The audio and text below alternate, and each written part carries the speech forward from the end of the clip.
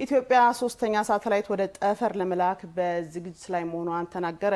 ኢትዮጵያ ከዚህ ቀደም ከላከቻቸው የመሬት ምልከታ ሳተላይቶች በተለያዩ መስኮች ተግባራዊ ለተደረጉ ፖሊሲዎች ትልቅ ግብዓት መሆናቸውም ተመላክቷል። ሄኖክ ዘነበ የሀገራት የሀብት መቀራመት ፍላጎት ከምንኖርባት ምድር ሻገር እያለ መጥቷል። ወደ ህዋና ጠፈር እየተምዘገዘጉ የራስን ፍላጎትና ጥቅም ማስከበር መቻል አሁን ሀገራትን በሰፊው እያፎካከረ ይገኛል። በየጊዜው በሚልኳቸው ሳተላይቶችም ደህንነታቸውን ከማስጠበቅ አልፈው ይህንኑ አለ የሚባል ሀብትን በማሰስ ተጠምደዋል። መረጃን መፈልፈልና ለሌሎች የልማት ስራዎች ግብዓት ማድረግንም እንደዛው። ከዘመኑ እኩል ለመራመድ ዘርፈ ብዙ ተግባራትን እያከናወነች የምትገኘው ኢትዮጵያ ታዲያ ፉክክር በበዛበት በዚህ መስክ ምን አይነት ቁመና ላይ ትገኛለች ስንል ጠይቀናል። ፋውንዴሽን መጣል ላይ መሰረት መጣል ላይ ታርጌት አድርገን እየሰራን ነው የምንገኘው።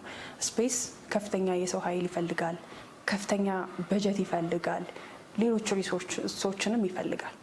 እንደ ሀገር ባለን ሪሶርስ፣ ባለን የሀብት መጠን፣ ባለን የሰው ኃይል መድረስ ያለብንን ደረጃ ለመድረስ ሌት ተቀን እየሰራን ነው የምንገኘው።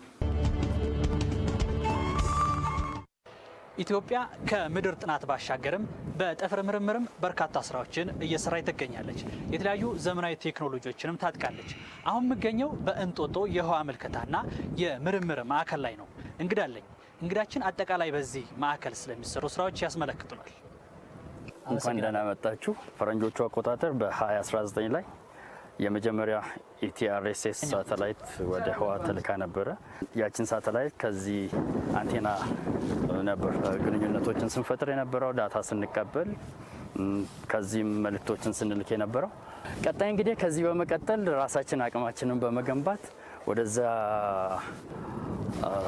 አንቴናን የተሸጋገር ነው። ከዛኛው በምን ይለየዋል ካለ ከኛ ሳተላይት ውጭ የሆኑ የሌሎች ሀገር ሳተላይቶችንም መረጃዎች መቀበል እንዲያስችለን ተደርጎ ስማርት አሁን አለ በሚባል ደረጃ ያሉትን ቴክኖሎጂዎች ተጠቅሞ የተገነባ የሳተላይት መረጃ መቀበያ አንቴና ነው። ይሄኛው ሶስተኛው የሳተላይት መረጃ መቀበያ አንቴናችን ነው።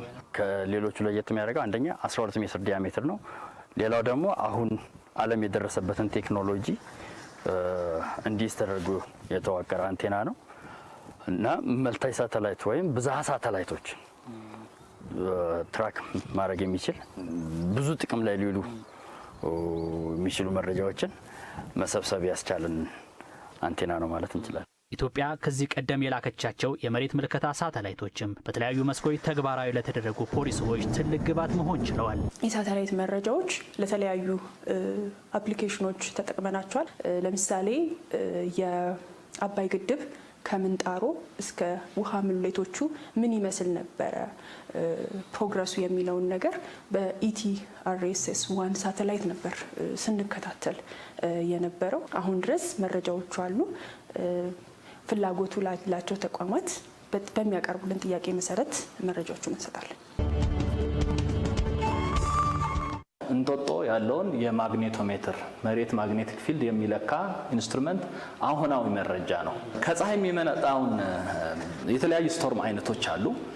ማግኔቲክ ስቶርም ኃይል ሲረበሽ በዋናነት የሚጎዱት ኢንፍራስትራክቸሮች በፓወር ዩቲሊቲ ወይም ደግሞ የኃይል መሰረተ ልማቶች፣ በራዲዬሽን፣ በኮሚኒኬሽን፣ ሌላው ያልጠቀስኩት አካል ናቪጌሽን ነው። ስለዚህ ይህንን መረጃ በዋናነት ለኤቪዬሽን፣ ለፓወር እንዲሁም ይሄ ከኮሚኒኬሽን ጋር ተያይዞ ለሚሰሩ አውታራት በቅርበት ከነሱ ጋር በመስራት በተለይ ኤቪዬሽን እነዚህ አገልግሎቶች በምን መልኩ ለነሱ ተደራሽ መሆን እንዳለበት ኢንጌጅመንት አለን። የጠፈር ምርምር ዘርፍ የተራቀቁ ቴክኖሎጂዎችን የሚሻ የሀገር ሀያልነት መገለጫ ከመሆን አልፎ የህልውና ጉዳይ ሆኗል። በመስኩ መሰረት መጣል ላይ የምትገኘው ኢትዮጵያ ዘርፉን የሚሸከም ትውልድን ማፍራት ላይ ምን እየሰራች ነው? ለዳይሬክተሯ ያነሳ ነው ተከታይ ጥያቄ ሆኗል። ከዛሬ 5 ዓመት በፊት የተመሰረተ የኢትዮጵያን ስፔስ እና ስፓሻል ኢንተለጀንስ ኪድስ ክለብ የሚል ባለልዩ ተሰጥኦ ያላቸውን ታዳጊዎች አቅፈን ስልጠና የምንሰጥበት ከስልጠናም አልፎ ዩኒቨርሲቲን ስታርታፕም እስኪከፍቱ ድረስ የምንከታተልበት ፕሮግራም አለን። ካሪኩለም ቀርጸን የምናስኬደው ኢኒሼቲቫችን ነው። በዚህ ኢኒሼቲቭ ውስጥ ስለ ስፔስ እና ስለ ጂኦስፓሻል ሳይንስ እና ቴክኖሎጂ ለታዳጊዎች የምናሳውቅበት አንዱ ኢኒሼቲቫችን ነው።